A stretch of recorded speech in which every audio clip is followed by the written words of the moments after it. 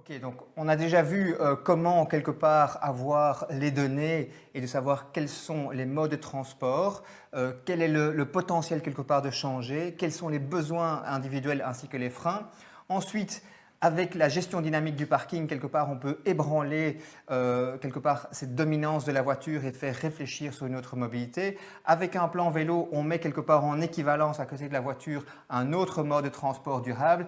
Le quatrième outil, c'est le coaching et l'expérimentation. Alors ça, c'est un outil vraiment exceptionnel pour avoir une activation structurée. Et donc, ça consiste en trois choses. D'une part, informer, d'autre part, expérimenter et troisièmement, avoir une approche vraiment personnalisée puisque les besoins sont personnalisés. Et donc, de notre expérience, c'est vraiment cette activation en trois étapes, c'est-à-dire tout d'abord informer. Informer, ça veut dire toute l'information nécessaire par rapport aux différents modes de transport disponibles dans l'entreprise qu'on a envie d'activer, comment ça fonctionne, comment est-ce qu'on peut les réserver, quelle est l'indemnité, comment on va pouvoir le combiner avec d'autres modes de transport. Et donc, ça permet de rassurer la personne. On reste toujours au niveau, à ce moment-là, intellectuel, se dire « Ok, j'ai compris tout ce que ça peut englober, je suis rassuré ». Ensuite, il y a le coaching, de préférence de manière individualisée. Ça veut dire qu'on va aller écouter tous ces freins en fait, que les personnes ont et toutes ces excuses qu'ils ont pour ne pas changer de mobilité. Et donc, par exemple, souvent, dans notre expérience, quand on parle de vélo, les personnes disent « c'est pas possible pour moi, j'ai des enfants ». En fait, il suffit de leur dire « tiens, il y a différents types de vélos. Il y a des vélos familiaux.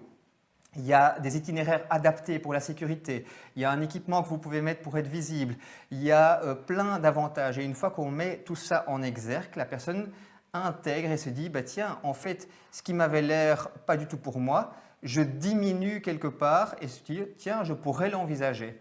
Et donc ça, c'est une phase extrêmement importante de pouvoir prendre le temps de manière individuelle, aller écouter ses besoins et peut-être mettre une brèche dans ses certitudes et dans toutes ses excuses. Et dernière chose, c'est l'expérimentation. Et ça, c'est vraiment le levier exceptionnel de dire « je le vis moi-même ». Si je reprends mon exemple du vélo, c'est mettre quelqu'un sur un vélo et de pouvoir effectuer quelque part ce trajet sur lequel on a informé, qu'on a dit à la personne que c'était possible de pouvoir le faire même en famille, eh bien on va lui faire expérimenter. Et à ce moment-là, il va avoir cette expérience émotionnelle et se dire « mais en fait le vélo c'est génial, je sais quand j'arrive, je prends l'air, j'ai un meilleur contact avec les autres utilisateurs ». Il va commencer à avoir tous les avantages. Et donc quelque part, comme Nicolas le disait, le vélo c'est addictif. Et donc, il va vivre cette addiction et à un moment donné, il a activé de manière structurée sa nouvelle mobilité. Next Mobility accélère la mobilité consciente. C'est quoi la mobilité consciente? C'est une mobilité réfléchie. Donc, on va aller de manière consciente dans sa mobilité en fonction de trois paramètres. Bien, d'une part, le temps, d'autre part, le confort et trois, les valeurs personnelles qui peuvent être l'impact sur l'environnement ou la santé. Bonjour, je suis André Simonard. Et moi, Nicolas Verstraet. On représente Next Mobility, on est des passionnés de la simplification opérationnelle et de l'humain et on est toujours à la recherche de solutions concrètes. Alors en entreprise, souvent quand on parle de mobilité, les entreprises arrivent avec leurs propres solutions pour pouvoir activer une mobilité.